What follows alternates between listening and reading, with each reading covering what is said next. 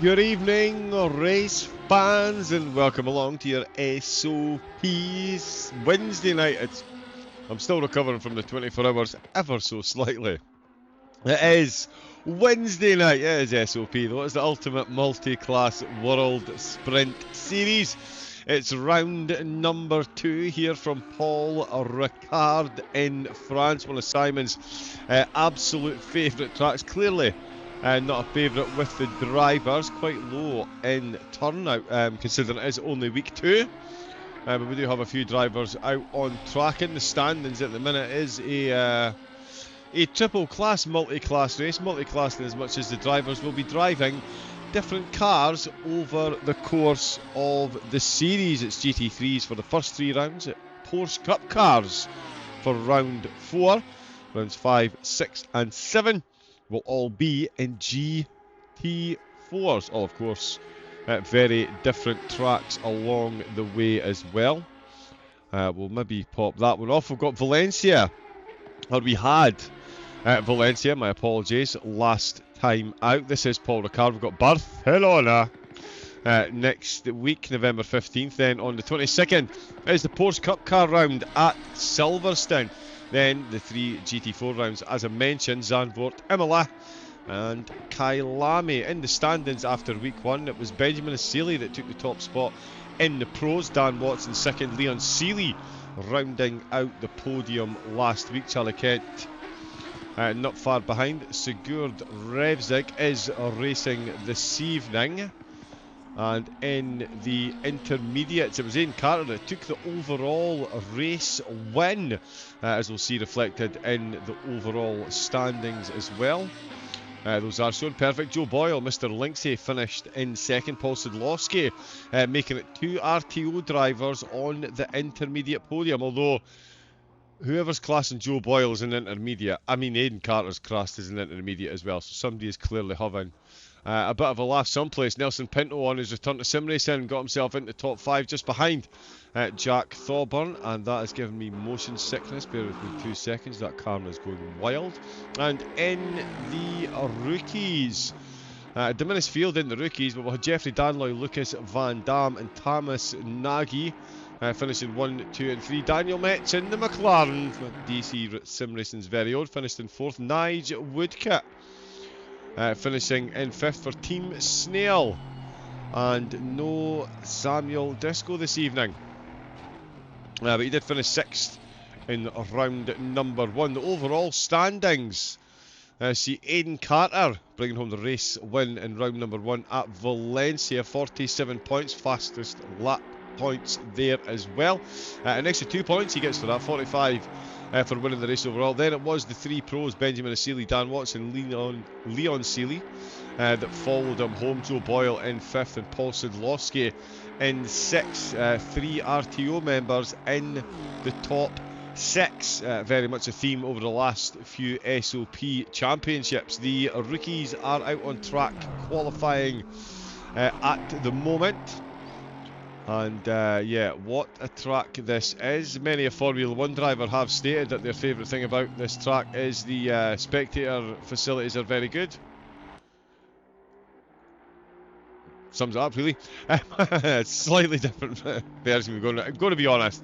I do cast shade on this track. I'm not a big fan of driving it because I'm so easily distracted. I find Sector 3 almost impossible to navigate at times, but that's down to my stupidity rather than the track itself. It is Circuit 1A we'll be using, just over 3.5 miles long. 1970 this one was built. It's only been changed about half a dozen or so times. There are multiple layouts to say the least. Why are you doing this? My apologies on the camera there, I'm not sure exactly what's going on.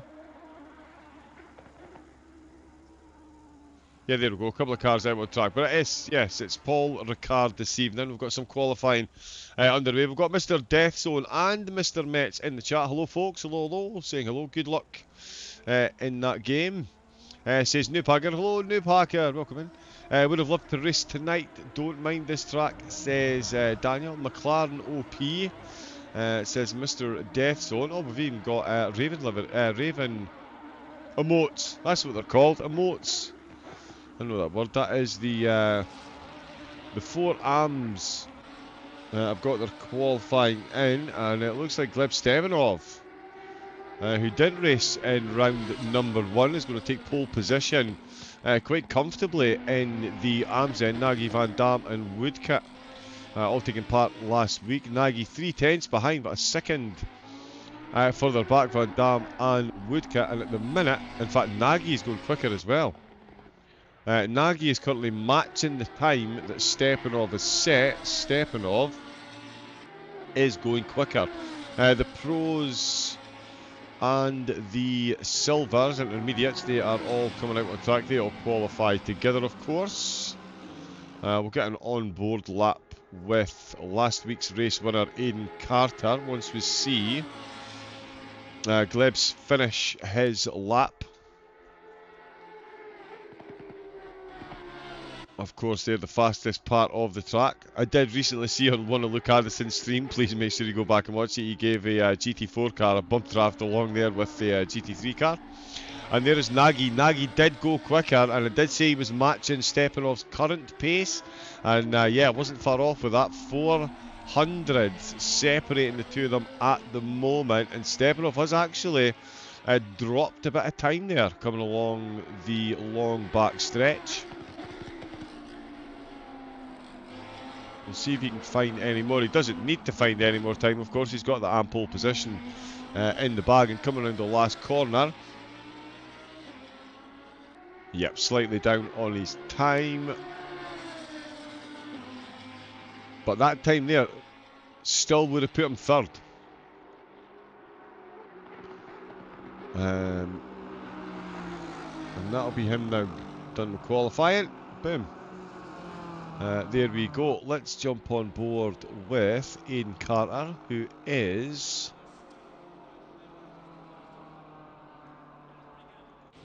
there. There we can see then the AMs have got their qualifying done. 2 purple sectors for Stepanov. Nagy at 400s behind. That's going to be quite the race between those two. Van Dam and Woodkit themselves only separated by 0.2 of a second. So it's going to be quite the battle between those two. Those two pairs, sorry, in the AMs. We'll see how well Stepanov and Nagy's time holds up against the AMs, against the silvers and the pros.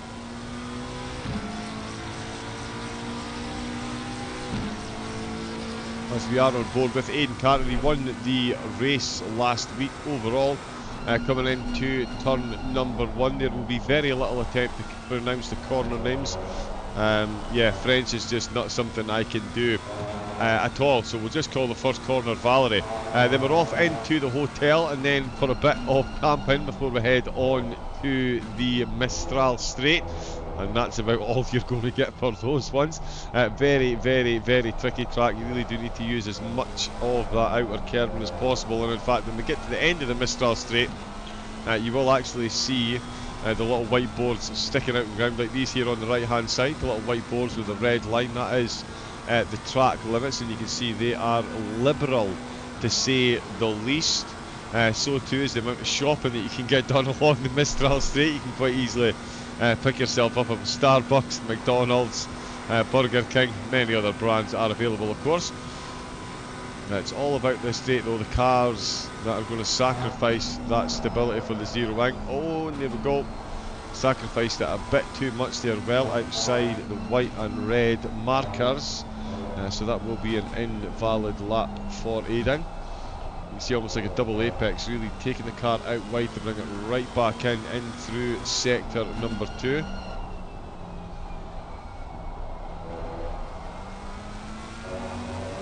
And then of course in the rain, this is a very, very, very different proposition. The river runs across it from left to right. It is one of the most terrifying puddles in all of motorsport. Well, Aiden really struggling to get to grip at the back of the car, perhaps suggesting he is one of the drivers that's gone for the zero wing policy.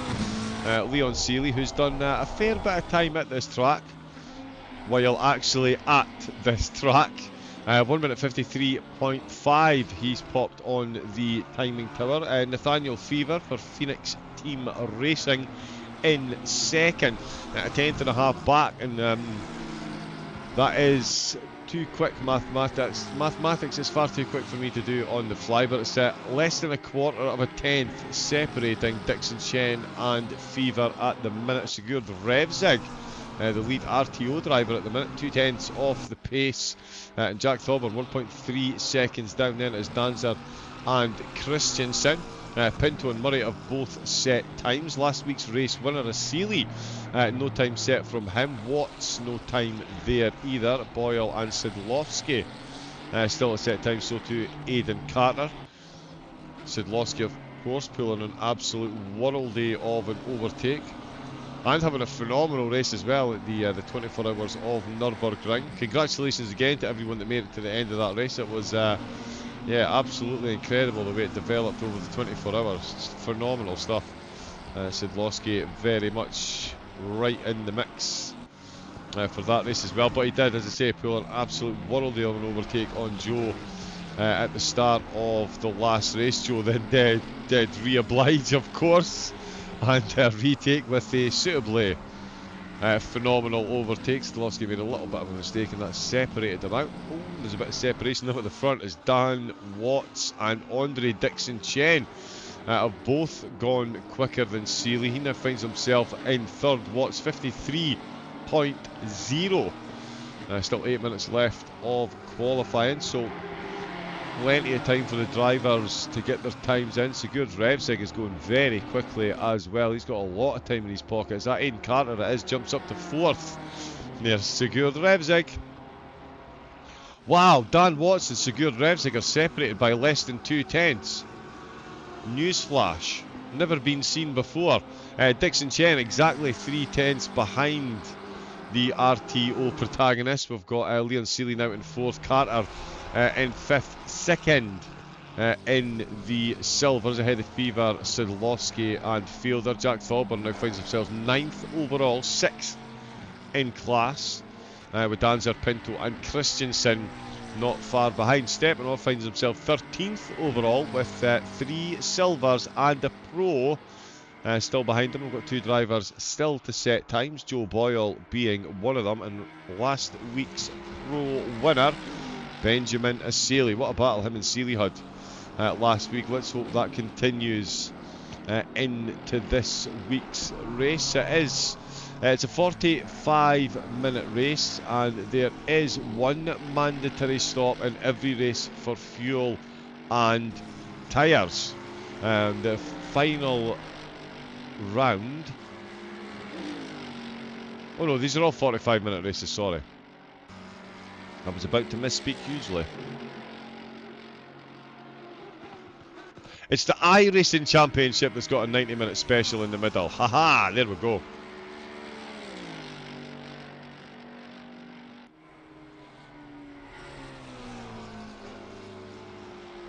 But yeah, so the pro still out qualifying. Seeley and Boyle still to set times. Watts and Revsig still a tenth and a half separating them. Dixon Chen has gone quicker. Oh, and he's just been overtaken by Aidan Carter, who's found another couple of hundreds there to go ahead of Dixon Chen. Seeley now down in 5th place. Joe Boyle set a time to put him 8th overall, which is 5th in class. And Benjamin Seeley, last week's pro winner, still to set a time. This is a valid lap he's on at the minute. This is the final corner. He is guiding the car around. Let's see what the timing charts say as he crosses the line. Oh no, it's not a valid lap. It's not a valid lap. Benjamin Seeley then. 6 minutes still to go. He's still got a bit of time. 1 minute 53 though for the laps at the minute, so we can't afford to invalidate too many more. Definitely needs a banker under his belt just in case. It is only a 20 car grid, but that's it's not the easiest sector one to get the overtakes done, because it is such an easy turn one for everyone to just pile into that first chicane, get a lot of speed off the start finish, off the start, between the start and turn number one. Wow, I really stumbled over that one, and then stumbled over the stumble. Hurrah! No stumbling up the front from Dan Watts. He is about to do sub 53. 1 minute 52.855 for Watts. His teammate Revzig is looking to replicate that feat shortly after, although he's just dropped a bit of time there. Gleb Stepanov is still out qualifying. I'm not sure he quite got the memo.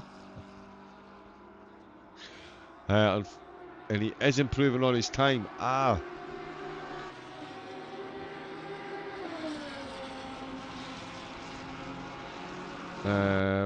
should probably type something in the game chat. It doesn't seem to be getting in the way. We'll let the steers worry about that. The Stepanov is still qualifying. Luca Monroe and Declan Bowler both going quicker as well. They're looking for big jumps as well, but this time this will take them to within 2 seconds of qualifying. Christensen leading the group of drivers just over the 2 second from the pole position time. Watson Revzig still leading the way. Carter in 3rd place. Asili, oh, he has set a time. Oh, so there we go then, he has set a time. I was looking at the wrong corner. He's 4 tenths off of pole position.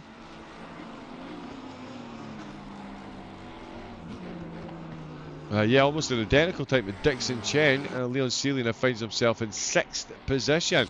3 tenths behind 5th, so he'll need to pick up the pace if he's going to make an assault on the top 5. Benjamin Asili only needs to find 4 thousandths of a second. In fact, Carter, Asili and Dixon Chen, the 3 of them have set almost identical times, with Asili and Carter only 3 thousandths apart. Watts 4 tenths ahead of the rest of the field. He has got that BMW absolutely dialed in.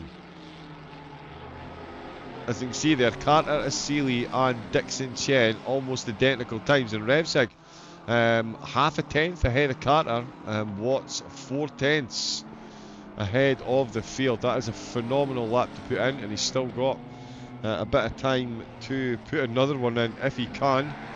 That is Dixon Chen ahead of him, so if anything he's going to get a nice bit of slipstream from the driver ahead.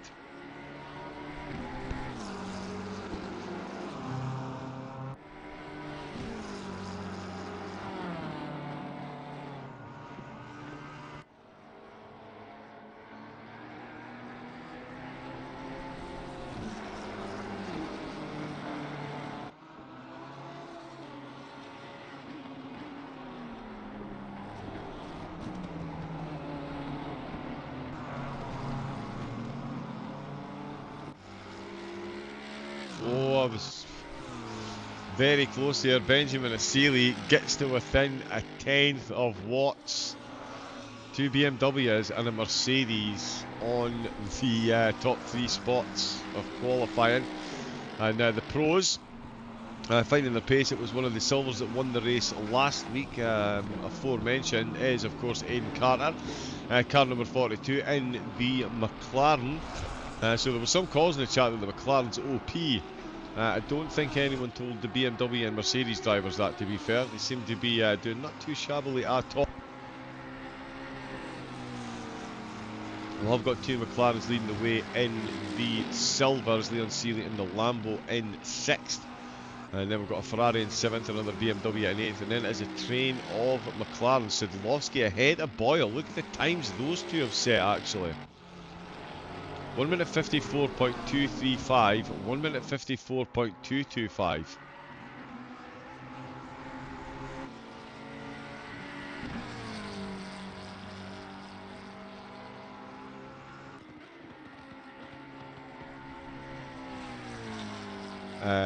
Actually, let me just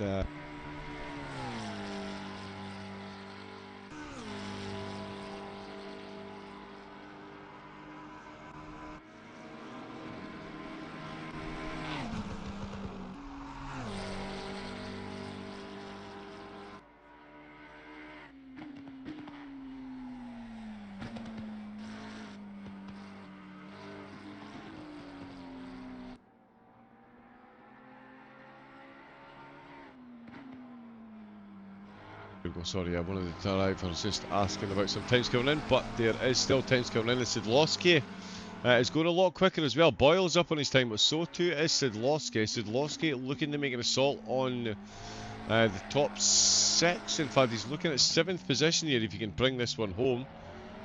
And Boyle has he just invalidated his lap or has he lost time? Not sure. We're going to stay on board with Sidlowski. It's saying that he's half a second up here.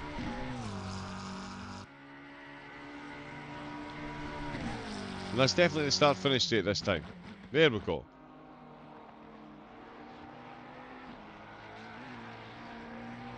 But no improvement on his time still. Okay, so himself, Nelson Pinto and Joe Boyle.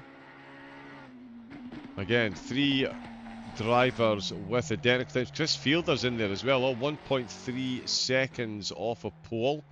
1.4 seconds back is Jack Thorburn. Qualifying unbelievably close. Watts and Asili still duking it out up at the top of the timing towers, and both are going, well, okay, I'm going to say they're going quicker. I got told Sidlowski was going quicker and Boyle, and neither did when they crossed the start-finish line. So we will hold our breaths and we will see.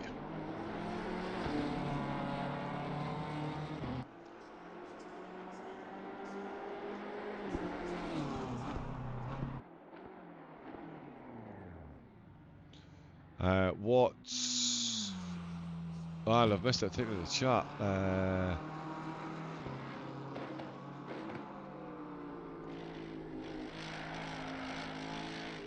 But yeah, we'll let the stewards deal with that. Asili has got 2 tenths in his pocket. He's going to need 3 because Watts did go quicker with a 1 minute 52.637. Oh wow, less than a tenth. 1 minute 52.727 for Asili. Dan Watts takes pole position by 9 hundredths of a second. And just to accentuate how good the times by both of those drivers are, Leon Seeley got himself up to 3rd, but he's still half a second behind the lead 2. Yeah, this track is not a... Yeah, it can be a difficult one. It can be a difficult one. In the arms, as we saw, Stepanov, although there might be an issue, he was still qualifying after the arms are out, so I'm not sure what will happen there. We'll get the stewards to have a look at that one. Nagy, Van Dam and Woodcut, as we saw, 2nd, 3rd and 4th. In the silvers, Aidan Carter continues off where he left last week, leading the silver group. Not the overall race in this one, though. Andre Dixon Chen, 2nd in the silvers, takes a purple sector 2. Not bad. Sidlowski in 3rd. Fever separates the RTO drivers right at the death. I didn't see that one either. My apologies. Joe Boyle in 5th. Nelson Pinto in 6th. Chris Fielder and Jack Thorburn in 7th and 8th. Danzer in 9th. Bowler in 10th. It's Monroe in 11th. And Christensen in 12th position. And in the pros, it is Watts, Asili, Seeley and Revzig. All 4 getting ahead of Carter this week. The pros settling at the top here at Paul Ricard. That puts the rest of the field starting in 5th position. Stepanov again, it's an interesting one because he did set his fastest time after the ARM qualifying session, so I'm not really sure I'm going to give him full credit for qualifying ahead of Bowler, Monroe and Christensen. I think he was just around about Christensen's time, so I think the silvers did just about sneak their way into ahead of them. But yeah, and again, love to see it. Only 900s separating. That's quite the feat by Dixon Chen if you do the maths on that, by the way, just to labour this point ever so slightly before the warm-up lap. Dixon Chen, the top 2 separated by 900ths of a second. They themselves half a second ahead of the rest of the field. Dixon Chen 6 tenths off of pole position, but still takes a purple sector 2. So it goes to show you that that long back straight is very, very important, but definitely not the be-all and end-all of that lap with Revzig Rev Zigasili and Watts, the only drivers to go sub 50 seconds in Sector 3. So yeah, Sector 3 is going to be a very, very important one. No one quite getting into the 30-second Sector 1. I think we will see that during the race. Watts with a 31.017 in Sector 1, so couldn't really have got much closer. As you can see, 31.060 in Sector number 1. Again, the both of them. 2 tenths they made over the rest of the field just in Sector 1 alone. So again, just reiterates what phenomenal laps it was that Watts and Asili have put in there. Up at the front, it is round number 2, the SOP Motorsports Ultimate Multiclass World Sprint Series. We've had Valencia in the GT3s. This is Paul Ricard GT3s. And then we've got Barcelona. You're welcome. Next week, and that will be the final GT3 round. After that, the drivers will be off to Silverstone to jump in the Porsche Cup cars. And they'll be racing for 45 minutes there. Make sure you set your calendars for that one, November the 22nd. That one takes place. And then after that, all the drivers switch to the GT4 cars. We've got Zandvoort, Imola, and then Kyalami. Quite the calendar once again, I'm sure you will agree. We can, yeah, oh. There we go. It does like to make me look a bit foolish, but here we go.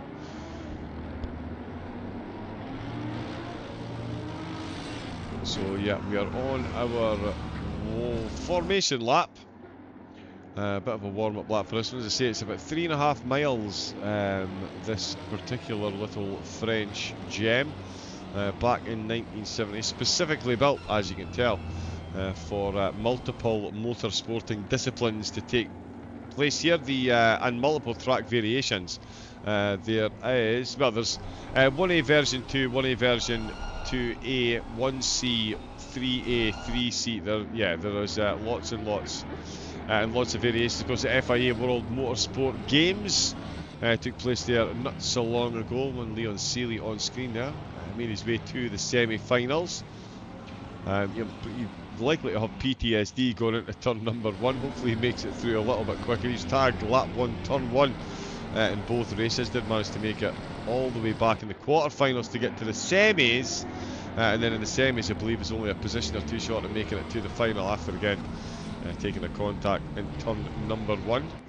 So he has got plenty experience racing at this track and at this track. So how will that hold him in? Will it hold him in good stead for this evening? He's got RTO drivers front and back, and Benjamin Seeley in that Mercedes. These two were nose to tail last week. It's going to be an incredible battle. Aidan Carter leads the overall championship, won last week's race at Valencia. The McLaren's definitely outgunned ever so slightly by the Lambos and the BMWs, and of course that Merc up at the top. Oh, nice. Mr. Deathzone in the chat confirming that would be old Nelson Pinto. Sets himself a personal best. Very nice. That's good stuff. There is Lucas Van Dam, Nige Woodcat, and that's just going to have himself a bit of a giggle, so we'll switch that off. All the tyre warming going up on the formation. That, of course, in the drivers, as Simon saying, very straightforward shootout formation. The drivers have to take tyres and fuel, so we will see the drivers just absolutely going for the win. You can easily do 22, you can do 45 minutes on these tyres, no problem whatsoever. So the drivers could pit lap 1 to put the fresh boots on, they could pit the last lap, or they could go for a straight 50-50 shootout. But whichever one of those three options they take, we will see some absolute pedal to the metal type scenarios right through the grid. 22-degree track temperature, very much a cloudy affair as well, so definitely the tarmac conditions definitely in favour of the drivers. They won't see a lot of degradation.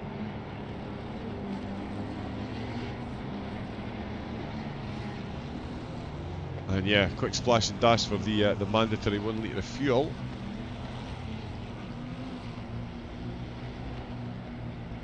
Which again is what I'm sure most of the drivers will do, just pop in taking 1 litre of fuel. So they'll all be running full race fuel. So we'll see quick times at the start of the race and quicker times right at the death.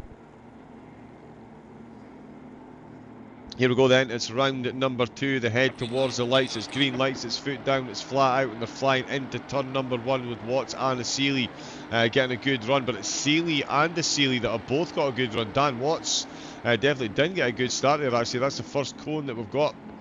Oh, Leon Seeley with a beautiful move, and he almost gets it done into turn number 1 there, and has he left himself open to attack from Sigurd Revsig? He has not. Looks like Aidan Carter has been defending from, he has indeed, from Dixon Chen. Full defensive. Well, there's Nelson Pinto has a big move up the inside. Oh, and that's gone all kinds of wrong there. I don't know if he got tapped in the back or what, but that looked like Joe Boyle had to take himself evading action in the back, and it was all nice and clear. Nice woodcut, got a very good start as well. So did Joe Boyle. He goes right round the outside there. His teammate Sidlowski got bogged down a bit, couldn't find room to go. Aidan Carter going defensive and having a bit of a wiggle on the exit there. Boyle had a bit of a wiggle as well. It looks like the BMW and Nelson Pinto absolutely flying out the stars, looking for a move up the inside. Okay, yep, so there was a little bit of a concertina effect here. You can see Sidlowski pulled right over to instantly redress the position as well. But it's Pinto who did just about survive that one. It was very close racing there. Dan Watts still in first place, and it's Leon Seeley that's up to second. Oh, and that is a big contact there for Benjamin Seeley.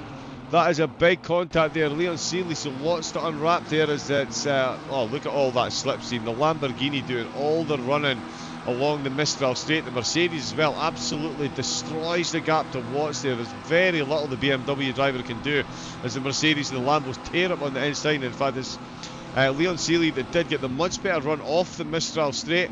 Oh, and the Mercedes only just keeping himself in line. Oh, and that is a bit of a touch there from Sigurd Revsig on the back of the BMW. Sees Aidan Carter, Andre Dixon Chen, Nelson Pinto, and a massive amount of the field all make their way through. Benjamin Seeley down into 18th position after having to hold these brakes then, so it completely changes the lay of the land in the championship and in the race as Watts and Seeley now look to run away from it. Sigurd Revsig, the cork in the bottle as the two McLarens chase feverishly, with Fever not too far behind. Sidlowski separates Dixon Chen from Fever at the minute. Nelson Pinto ahead of Joe Boyle, Chris Fielder, Thorburn, Bowler and Danzer all right on top of one another as well. Stepanov still leading the way at the front of the arms. He's got Christensen behind him. Nagy now finds himself ahead of pole sitter, or sorry, front row sitter Benjamin Seeley, Nagy, Woodcut and Van Dam. You can see just behind, so a close race between them. That's Christensen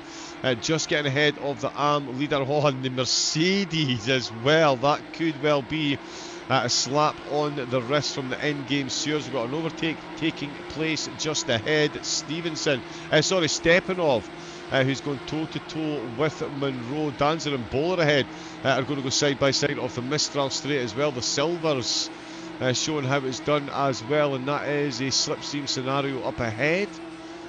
And they've all tucked into place very nicely indeed. It's Stepanov. Has he managed to keep... And there is a car facing completely the wrong way. That is 125. That's not Sigurd Revsig. That is Joe Boyle. That is Joe Boyle off the Mistral straight then. So there is Nelson Pinto closing them down. Pinto has a look up the inside. Oh, and the McLaren's just completely let go on him. It's amazing that you can see the painting on the tarmac through the car there. I've always found that to be an amazing glitch, but that is incredible. I have no idea what's happened there. Well, the car's just let go on him. Comms box, of course, Simon. SOP's got one. You're in it at the minute. Let me just check how good your connection is. Yeah, 19 milliseconds. We can work with that, Simon. Let me, in fact, put your audio on. We've got new internet, mate. New internet. Oh, have you joined the fibre optic revolution? Or is this you just upgrading to dial-up? Dial-up. Yeah, I haven't got a phone connection right now because I'm on the internet. Kids won't understand what we had to go through. Oh, MSN. Yeah. Yeah, the dial-up tone connecting to the internet. Oh, Jesus. Oh yeah, my happy father anytime he picked up the phone and what is this screaming noise? There we go. That's the one, father. Oh, wow. Action-packed first few laps, Simon, and there is Sigurd Revzig picking up the... I didn't get the chance to mention the drive-throughs, but there is Revzig picking up the drive-through. It's been action-packed so far, Simon. We had one of the AMs decide to stay out until he set a time quicker than everyone else, and then we've had a couple of bits of contact. Benjamin Asili down to 18th, back up to 14th position. Joe Boyle's McLaren has just tried to kill him off the Mistral Straight. Sigurd Revzig is in 3rd position, and Dan Watts and Leon Seeley, a tenth and a half between the BMW and the Lambo at the start. Welcome to SOP. Yeah, fantastic action-packed start to this race. Yeah, there was only the one big incident with Revzig, unfortunately. Tapping the rear end of the Mercedes, who's down in 14th, so he was sent spinning round. So that was the drive-through for the lap 1 incident. And so that wasn't track limits? Nope. Oh, okay. Oh yeah, of course. I was going to mention lap 1 incidents do get a drive-through, right? Okay, so Revzig give him a tap. Sorry, on you go. Yep. And stepping up there for staying out longer than he should have in qualifying, has picked up the 5-second penalty that he's got to carry on into the race. Okay.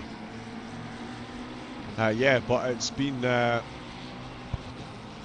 but it still is absolutely action-packed at the minute. All things have worked out quite well for Aidan Carter as well. He's still leading in the silvers, but now by virtue of everything that's gone on around him, he now finds himself 3rd overall. That's not too bad a position to be in at this stage of the race for the overall championship leader after round 1, Simon. No, obviously he took the overall win at round number 1. He doesn't actually need to take the overall win at all in any single round, because obviously he's only rated intermediate sim grid rating, so he's not actually fighting with the pro drivers, even though he's pro pace. And I can say that for a couple of the drivers with the silver plates tonight. You got Aidan Carter, Andre Dixon Chen, Joe Boyle, Jack Thoburn, all these drivers who are silver plated because of their sim grid rating, they mix it with the pros week in, week out. So yeah, they're all capable of picking up the overall win. Yeah, 100%, and we're seeing yeah, I was just thinking, I'm trying to think of a clever way to word that, but any way I word it does make it sound almost libelous. But yeah, if these guys could get a silver rating, then I might apply for a pro rating just for giggles as well, because there ain't no chance these drivers are sitting intermediate or silver. Intermediate? Come on. What? No. But yeah, no, as you say, a lot of these drivers can clear it, because Dixon Chen as well, 6/10 off the pole position time, but he took a purple sector too. Yeah, I know, man. Yeah. Frighteningly close once again, but yeah, serious talent right through the field, and it is the top two that are tearing away with it at the minute. Dan Watts and Leon Seeley, 3/10 separating them. Watts getting very close to his quali time already, 1 minute 53.160. And again, we're going to see Leon Seeley try and go round the outside of the end of the Mistral Straight. We saw this on the last lap. Can he carry the pace? It's not the easiest place to get an overtake done. You really do need to watch what you're doing, carrying the momentum through the track limits. They're going to go side by side, absolutely zero contact. Leo Seeley keeps it between the Mayo and the Mustang, and he gets the car into the lead of the race. What an overtake that is. I can tell you, that's one of the greatest things that Simon has ever seen. To say he loves this track is beyond an understatement, and there's one of the team putting in a phenomenal overtake there, Simon. Talk us through this, because it's really not easy to keep it between the track limits going side by side through here, is it, Simon? Well, I haven't actually watched it because I'm still in the steward's room. Okay. I'm listening to you, and yeah, wow. Well, we know Leon Seeley's got enough practice around here with the FIA Motorsport games and whatnot. So yeah, he's well versed at Paul Ricard. I'd probably say it's his strongest track. And so yeah, he was pouncing for the race lead, and I know what type of setup he's running today, so it was definitely suited for straight line speed. Oh yeah, I mean you can physically see, we've got spoiler cam on Leon's car, and you can physically see that spoiler. I'm pretty sure he got out the back of that car and jumped on the back of that spoiler. I'm not sure about zero wing, is that not -7? That's all. I'm not sure. That's all the wrong angle there, lads. Yeah, so he really has got that thing running in a straight line. Drive-through penalty for 869. Nelson Pinto picking up a drive-through as well, so that'll be for a lap 1 contact as well, I think. Oh, that might have been turn 2. Oh no, because that looked like it was Sidlowski that caught. Well, I'll let the stewards worry about that. Stepanov is still leading the way in the arms, but it's Woodcut in second place, Nagy in third, and Van Dam in fourth. They're ahead of Boyle and Revsig, as we saw Boyle's car tried to mercilessly murder him for no reason whatsoever off the Mistral straight. Sigurd Revsig coming in to serve a drive-through for a lap 1 incident. Klaus Christensen coming in to get some clear track. He's coming to take his pit stop. As I say, 45 minutes is no problem whatsoever for these cars as far as tyres go. I was saying this again at the start, it's one of the reasons Simon set the series up, so we could really see these drivers absolutely push the cars and themselves to the limit and get some enthralling racing, which we are getting. So Christensen with the early mandatory pit stop. And yeah, he's got himself an incredible position on the track. He can just get his head. There is no one near him for miles. I don't know if that's a help or a hindrance, John, because Slipstream on the Mistral. Exactly, yeah, he's not benefiting from anybody's slipstream there, whilst everybody else is towing each other along. Like, you can see physically how much faster Leon Seagley is, for example, and Dan Watts is just being pulled along with him, and they've already got a 2-second gap to Aidan Carter, the race winner from round 1, and you know, that BMW is going 5 to 10 kilometers faster at the end of the Mistral straight, so yeah, he's definitely missing out on the slipstream there. Yeah, I think he could well be. We're actually just jumped back on board from Benjamin Sealy. He was in second, he dropped down to 18th. He's back up to 9th place, so maybe we should have just watched his opening few laps while all the battles are going on. But he is absolutely all over the back of Nelson Pinto. And Jack Thorburn, that is, in the McLaren, as you can see, looking to find a way past. Not the easiest track to get an overtake done at a lot of the corners. There's definitely overtaking opportunities afforded the drivers, but Sealy unable to find one at the minute. Even drivers like, as I was saying, not Thorburn, definitely able to mix it, although out in the last corner he does get the side-by-side. In the background there, of course, you've got Chris Fielder looking to join in as well, but Sealy did get the move done there. He's got Nelson Pinto now giving him some slipstream. Monroe and Bowler are looking to separate themselves from the arms at the minute. As Simon was saying, when there's a car in your slipstream, it means you yourself are punching through the air quicker as well, so you benefit from that too. And Monroe and Bowler definitely both benefit, and they're trying to catch up to David Dancer, looking to get themselves in the top 7 in the silvers. Leon Sealy still leading the way after that phenomenal overtake off the Mistral straight. Dan Watts 6/10 behind, so still staying in that slipstream. Aidan Carter managing to get a bit of a breakaway from Dixon Chen there. I'm not sure if Dixon Chen had a bit of a mistake or if Carter's just really gotten the foot down on that last lap. 1 minute 53.3 for Carter on that last lap, 53.7. Oops, no, that's gone full screen. Please don't do that. Dixon Chen with a 1 minute 53.7. Yeah, Paul Sidlowski 53.8. Nathaniel Fever 53.8. Benjamin Sealy 53.8. The top 7 drivers, all with almost identical lap times.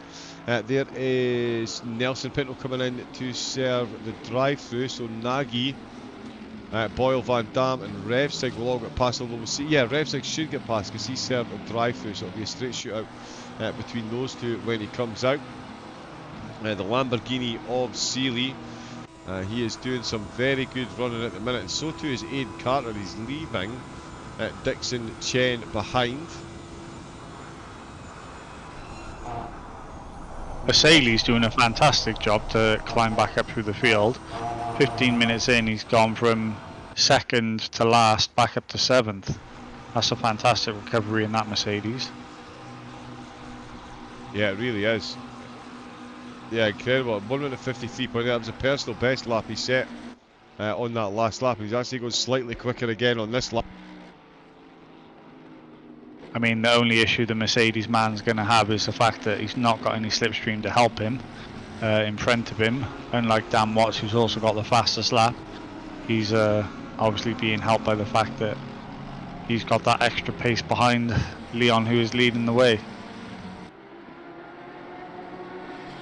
Does indeed, yeah. I'm just looking at the lap times as well. He's only Seely's only 2/10 a lap at the minute quicker than Nathaniel Fever ahead of him, so he does have a little bit of work to do to catch up. But to be fair to Seely, we haven't actually seen him have a clear lap as yet. He's been in traffic the whole way through. Wow, and he's just done a 53.1.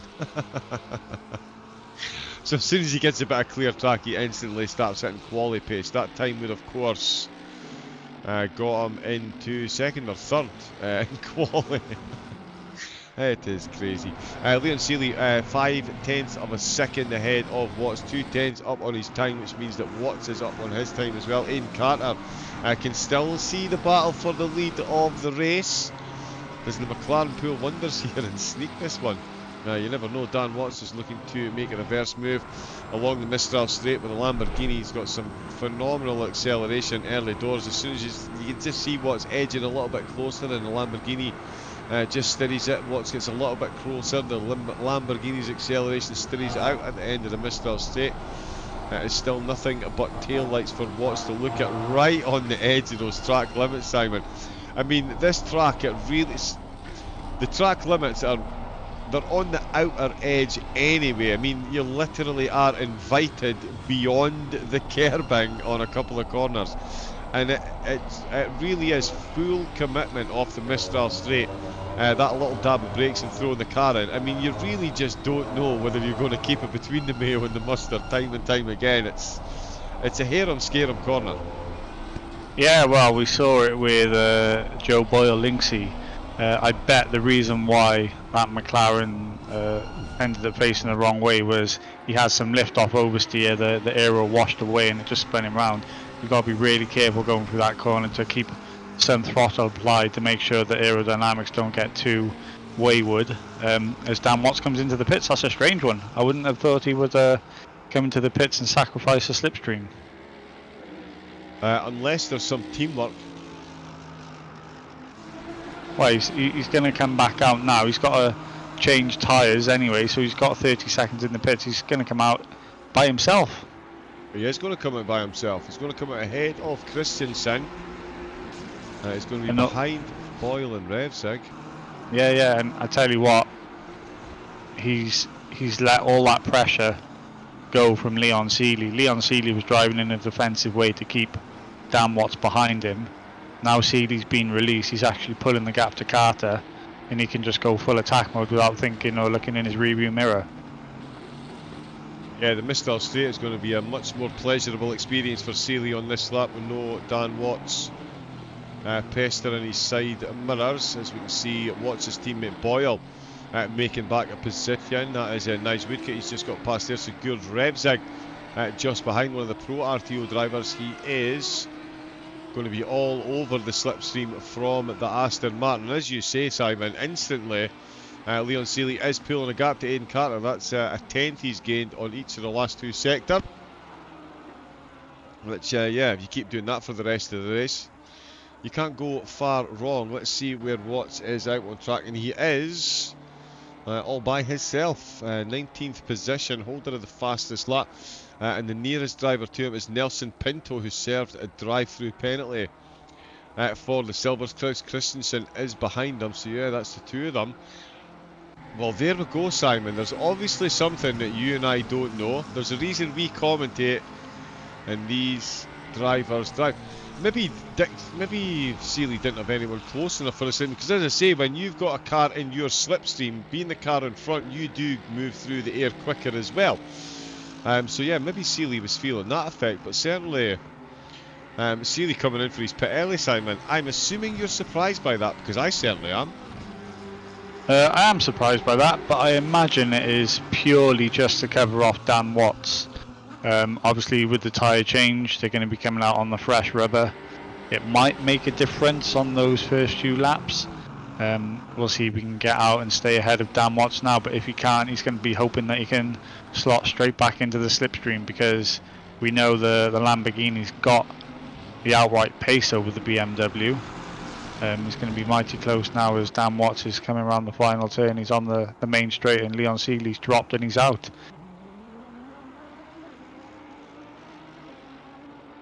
And he's on the pit exit line and he is successfully out, and he has... Well, we'll say he's increased the gap. We'll let Seeley's tyres warm up ever so slightly. He's maybe gained a few tenths there. But certainly the battle between these two instantly reignited a lap after we were questioning Watt's decision to come into the pits. Seeley puts both the commentators in the place, jumps in at the pits and comes straight back out just in front. As Simon was saying, more likely covering off the move by Watts. Do the rest of the field do so? Aidan Carter is racing for an overall championship, but he is leading the way in the silver, so theoretically Seeley and Watts' decision shouldn't really have much bearing on his own race strategy. He is, as I say, leading the way. He's got 9 tenths over Dixon Shen and does stay out there. Paul Sidlowski then third on track, third in the silvers. Then it is Nathaniel Fever who started ahead of Sidlowski, so good running by Sidlowski so far to get that podium position. Benjamin Seeley comes in as well. So the 3 fastest pros from qualifying all come in to take their pit stop. And in fact, that is a Seeley. He is pretty much bang on halfway, the 23 minutes and 30 seconds left. So he's going to come out the pits right on the halfway mark of the race. Made his way back up to 5th. And in fact, there is Sigurd Revsig. So that's all the pros into the pits. Revsig with that extra trip at the pits for the drive-through penalty. One of the AMs is coming as well. Thomas Nagy in the Ferrari. So there we go, all the pros and one of the AMs in at the halfway mark. Oh, of course, one of the silvers as well, Klaus Christensen pitting at the end of lap 1 or 2. So it was an early pit stop for Christensen. Let's see where Seeley comes back out. Down to 13th, back down to 17th position. Oh yeah, Seeley's up to 40th, so that's all going to change very shortly. Revsig will be rolling. Yep, there we go. And that is Nelson Pinto in the pits as well. So here we go. Pit season has officially begun. They're all flooding in. There is Dan Watts still in second, Leon Seeley ahead of him, and a Seeley 16th position. And he's got... I tell you what, Simon, he is not too far back on Watts and Seeley. If I didn't know any better, I'd say Watts and Seeley actually pulled their pits at the same time to try and work together to try and escape a Seeley, because a Seeley is on the Mistral Straight as well as Dan Watts and Leon Seeley. So not only has he made it back from 19th, he can see the lead of the race being battled for while he's on the Mistral Straight. That is phenomenal driving from the Mercedes driver. Yeah, I mean, the gap is 17 seconds, so it is quite a lot. He's got to pull back at least a second per lap with only 21 minutes left on the clock. It depends how much time Seeley and Watts lose to each other whilst battling on track. I mean, this was the crucial thing for Dan Watts. He came out the pits, he was over a second behind Seeley, and the question was whether he could close that gap back up to keep in the slipstream. He did do that, which means now Watts is going to be pulled along every single lap, and it's just whether he can get a good enough exit onto the Mistral Straight to make a move on Seeley going into that fast right-hander. But yeah, whilst those two battle for the lead, Seeley's there patiently just putting in those qualifying laps. He's just crossed the line there, and he's pulled back 3 tenths on that lap. So it's not quite the 1 second that he's looking for every single lap, but maybe he can increase that as these two continue to battle. Seeley going back on the defensive for the race lead again, as everyone else is now peeling out the pits. We'll see where Seeley actually slots back in. Yeah, because the slipstream coefficient for him could be quite high. Again, he did get a fair bit of slipstream in his first stint, and as you say, there's a lot of cars in and out of the pits. In fact, we've now gone to only three cars still to take their pits as Andre Dixon Chen comes in, fastest driver in sector number 2, comes into the pits just beyond the halfway mark, 20 minutes left to go. Bowler and Boyle still out on track. Watson Seeley still separated by only 0.3 of a second. Benjamin Seeley, 9th place as the pit stops begin to iron themselves out, and I dare say he's got a position or two to come still when the rest of the pit stops take their place. Boyle was a bit down after the McLaren tried to kill him. Seeley was ahead of him, so that puts Seeley, for my books, someplace potentially even up to 7th at the moment with 19 minutes to go. So yeah, maybe not going to quite catch the leaders, but he is in the hunt to catch Szydlowski at the minute. Szydlowski at the minute an average is 0.7 of a second slower than Seeley in the pros. I'm sure he'll try and defend the position if he can. Of course, the overall championship to play for as well. The overall finishing positions are awarded points, and then the drivers in each of the classes as well. So effectively, 4 separate championships on the go. Every driver is in the running to win their own respective championship and overall. There is Bowler in the pits. There is a Seeley making up that position very quickly indeed. Boyle has stayed out, so has Nathaniel Fever. The Phoenix Team Racing Ferrari now leading the way. 13 laps in, there's been a lot to unpack so far, and there's still a lot more to go. But the battle for the overall, and Revzig just making moves as well. He's making his way back through the field after serving a drive-through. That's him, just got past Monroe in the silvers. Stepanov comes out of the pits. He's still leading the arms. He's got Christensen, who after a very early pit stop finds himself 16th overall, ahead of one other silver. That's Pinto. Nagy just behind him, Woodcock and Van Dam now 3rd and 4th in the silver. So Nagy getting the overtake done on Woodcock through the pit stop phase. Nathaniel Fever into the pits. That leaves Joe Boyle, the last driver, to take his pit stop. Again, with the configuration of the race, can easily stay out and pit on the last lap if you so wish. And Boyle is going for another lap. Seeley and Watts, they're going for another lap. Absolutely nose to tail. Ian Carter, the gap there, 3.4 seconds. It was about 2.2 seconds to Seeley before he came into the pits. So Seeley and Watts aren't losing much time to the rest of the field. As Fever is in the pits. Will Seeley get past him as well? Is that a 3/7? If it is, I think he's got Boyle as well. And that'll be him back up to 6th. I think Joe Boyle just wants some camera time to lead this race. That's what it is, why not? Yeah, exactly. After he got taken out at the start, he wants some limelight now instead. Yeah, because what is that crazy...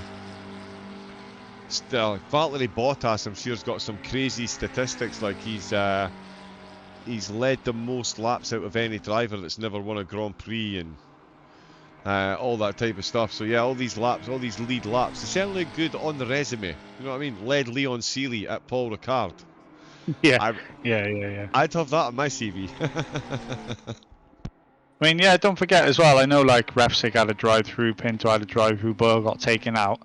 I mean, when you look at specifically in their class, I mean, Refsig's in pro, he's still 4th overall in pro, so it's not a weekend wasted. And again, Joe Boyle, even though he was taken out, it depends where he's going to pop himself back out in the silver class. It's not going to be a wasted... Just to clarify, it was his car, there was no contact when Boyle left the road. Oh, no, yeah, I know. Yeah. He spent himself at the end of the Mistral Straight, but he also had contact with Nelson Pinto. That's why Pinto had and Szydlowski, yes, at the start.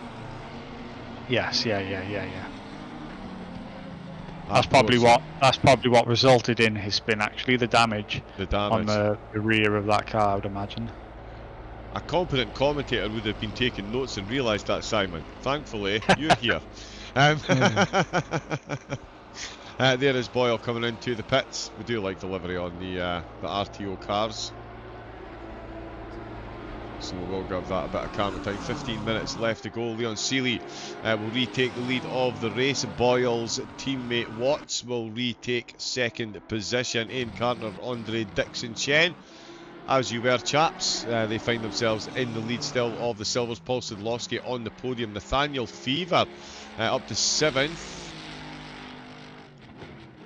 So that's going to be 4th, as he is past Boyle, and I was correct in my assertion that Benjamin Asili would get past Joe Boyle as well in the pit, so he's 7th, and he's just set the fastest lap of the race with a 1 minute 52.992, and it did say at the start we're going to see some quick laps at the start of the race, and come the end we're going to see even quicker laps, and that's going to be aided. The track temperature down at 3 degrees on where we started. The car's a lot lighter than when they started, and that Mercedes is getting a whole lot of slipstream from Nathaniel Fever, and this could be a textbook manoeuvre here for Asili to get himself up to 6th overall. Won't get many more points in the Pro Championship. He is still running on the podium,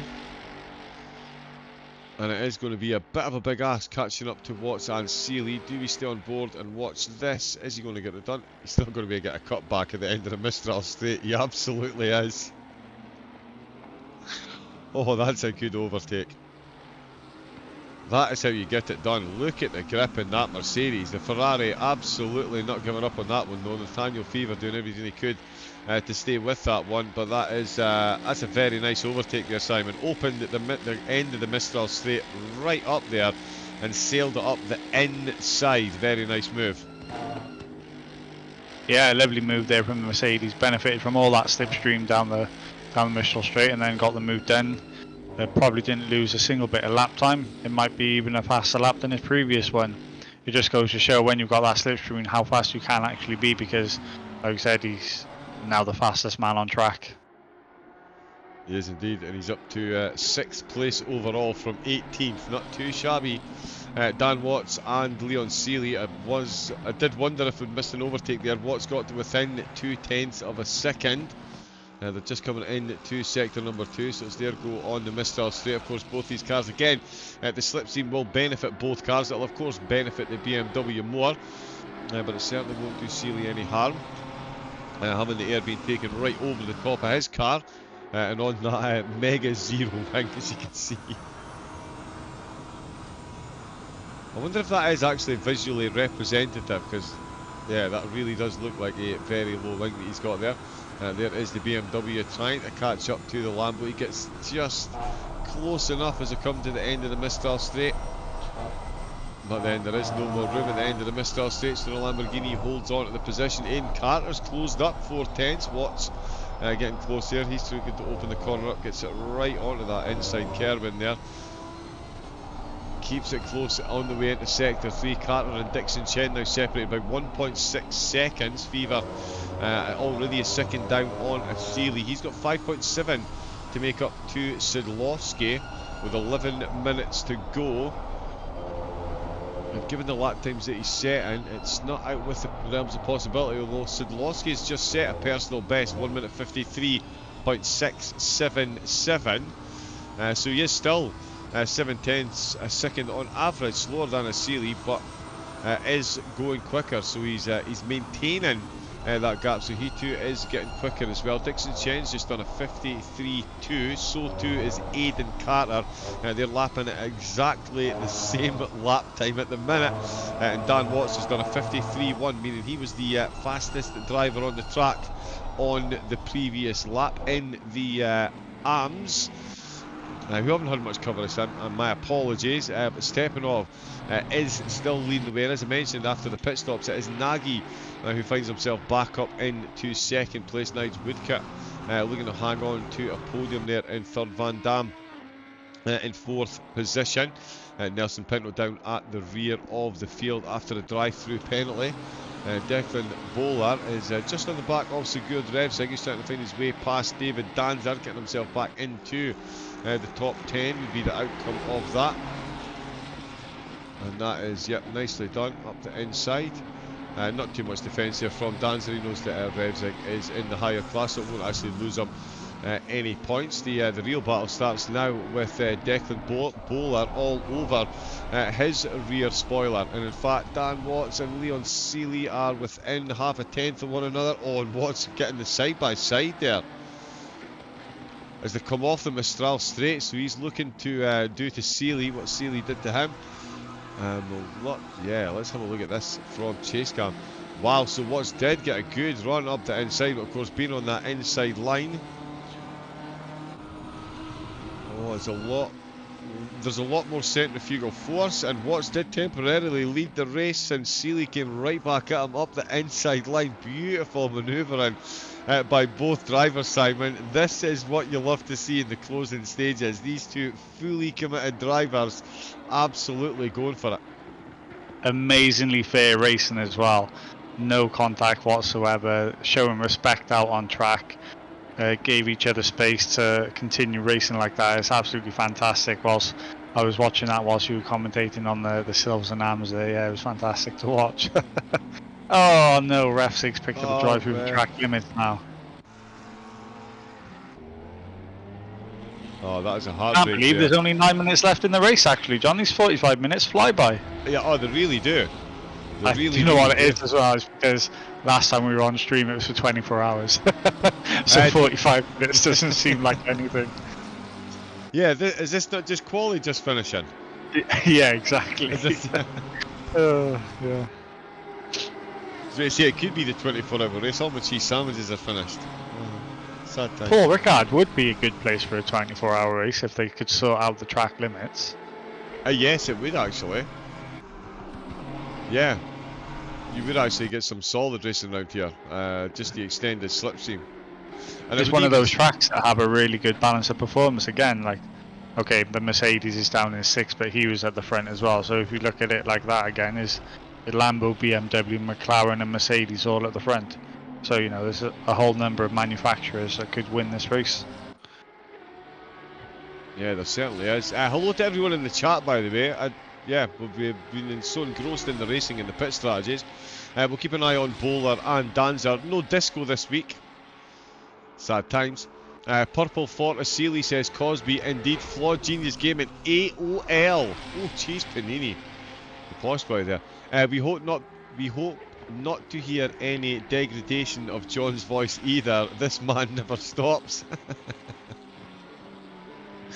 Good evening, Sean. How we doing, bud? Thank you for tuning in. Solerano, go KMR. Cheering on KMR, which is that a team or a driver's initials? Oh, what was that?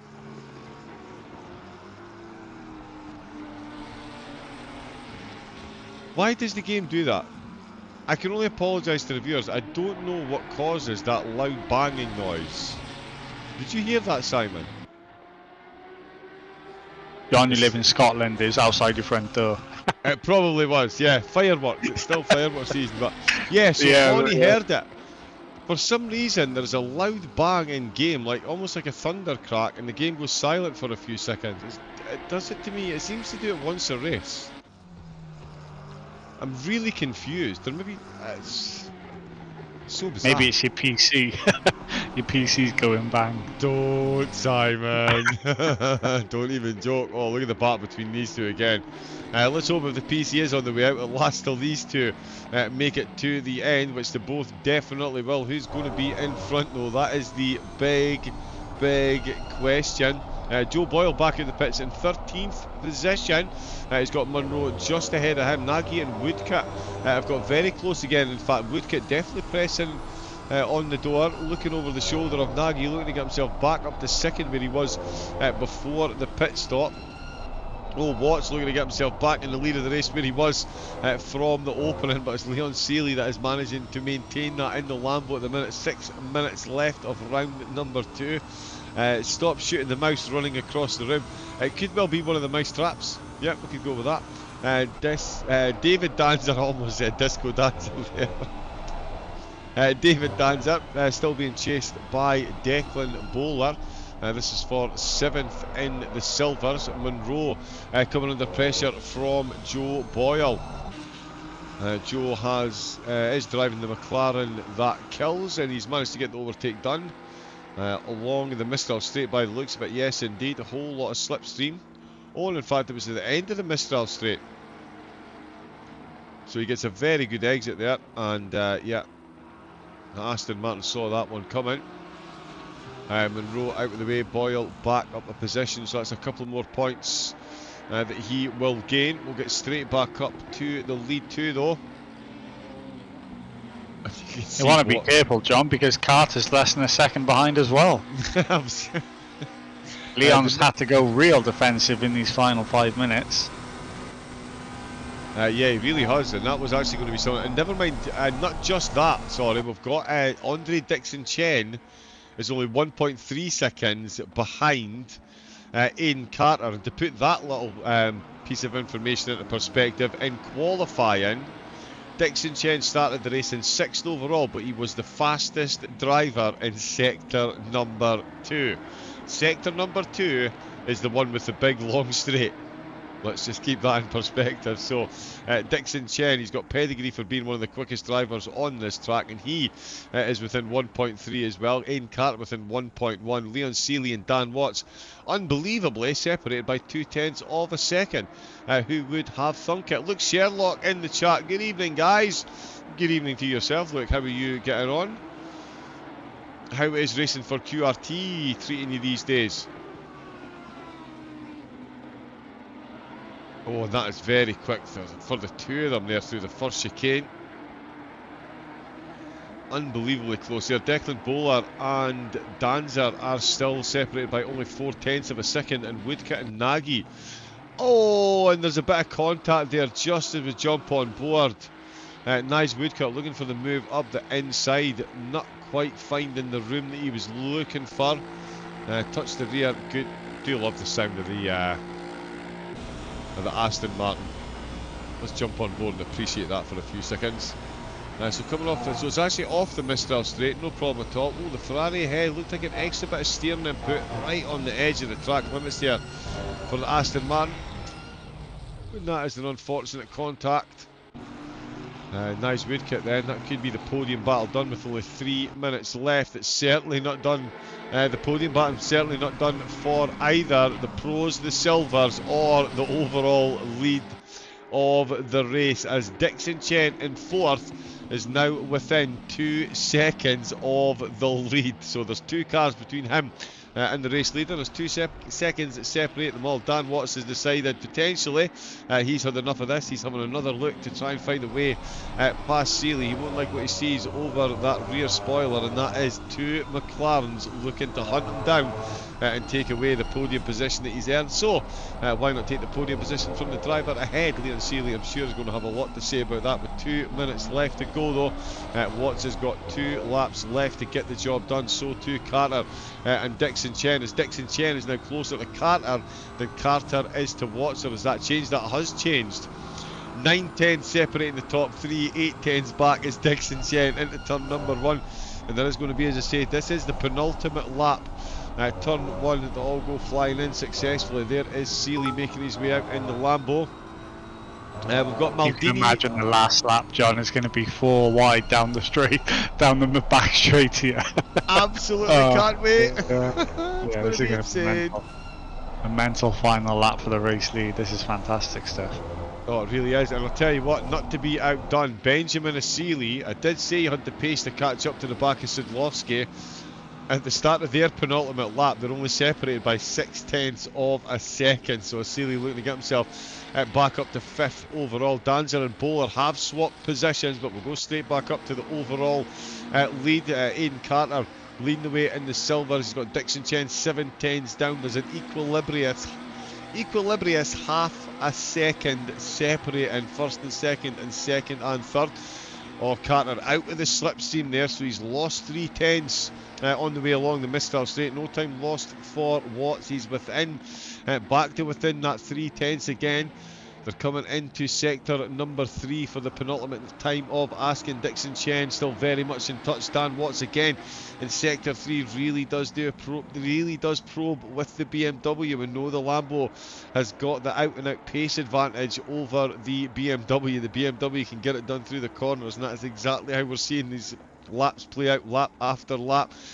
Watts trying to go that little bit later on the break, get the car turned in, open up the corner as much as possible to get that vital exit speed that he needs. The 4 drivers, oh, and there's a bit of a wiggle. That is the most minutest of wiggles there for Henri Dixon Chen. You can see how detrimental that is to the momentum, as he is 6 tenths behind, the biggest gap that we've seen there for quite some time. Apart from the last couple of laps, where you get what I mean about the momentum loss. 3 tenths for Watts, half a second for Carter. The pressure all on Leon Seeley then. As Simon was saying, he's spent a lot of time at this track. He's physically been at this track, racing ACC at this track, if you get what I mean. Can he soak up the pressure here and bring home the race win? This is the podium in 2 classes and the overall race win that is up for grabs here. We're heading towards the Mistral Straight for the final time of Asking. It's surely game on for Dan Watts. Look how close he is. He's going to have all of the slipstream as they head along. Can Aidan Carter get close enough to make this a 4-way battle? In fact, Dixon Chen needs to get close enough here to make it a 4-way battle. The BMW moves out to the inside line. Seeley is going to hang on to the outside line as Aidan Carter in the McLaren closes in as well. He's still getting a bit of slipstream. Dixon Chen's been slightly left behind in this, but they've still got sector 3 to go as Seeley and Watts. No difference between them as they head along the straight after Watts pulled the BMW out, but he's got the inside line. Can he get the car rotated? And he does. Oh, here comes Aidan Carter. Oh, he's giving the Lambo a touch, and they've all survived, and the BMW has got in the lead of the race. But they did all survive there. Aidan Carter all over the back of the Lamborghini now. It's Seeley going from first to third potentially, or is Dixon Chen about to come in and get a double overtake right at the death? I'd really love to watch a replay of that, but we're going to stick with the rear spoiler of Dan Watts as we head through sector number 3. He led the race at the start, and he's going to lead the race for sector 3 on the last lap. Is he going to bring home the win?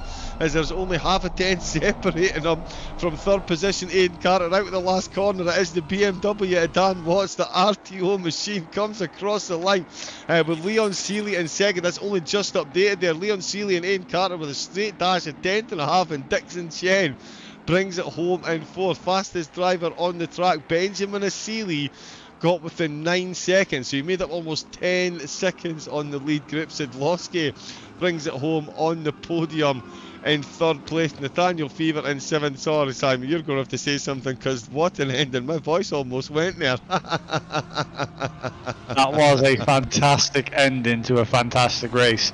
It's always said that drivers, for some reason, don't like to race at Paul Ricard, but every time we go here, it produces the most fantastic racing we always love to see. What a finish. 4 cars within a second then crossing the line. What a fantastic way to end that one. And yeah, Sadie got the job done to snatch third. Well, he was already in third, but P5 overall. Obviously the overall championships to play for as well, so big points on the board for everybody here in the overall championship. We sort of lost track of everybody outside of the top 3 in each class there. Stepanov managed to keep hold of the win in the AM class. Nagy, Woodcock, they're the top 3 in the AMs. Refsig in 4th place, but all the way down in 16th for the pros. And Klaus Christiansen as well, last in the silvers, and characteristically. Indeed, yeah, what a finish that was. Dan Watts with the win. Let me just make sure I grab the highlights and the replay of that. That one's going on the resume. For quite a few people, I'd imagine. Yeah, what a race that was. What a finish there. As Simon said, Stepanov winning it in the AMS, Nagy, Woodcock and Van Dam. 2nd, 3rd and 4th. Silvers, Aidan Carter held on to 1st in the silvers. Dixon Chen in 2nd. Sidlowski did round out the podium in the silvers. And overall, as Simon said there, what was that? 1.2 seconds separating the top 4 across the line. With only 4 tenths of that separating 2nd through to 4th. Watts with a big breakaway at the end, 8 tenths ahead of Seeley, 1st and 2nd there. Seeley did get back onto the podium in the pros.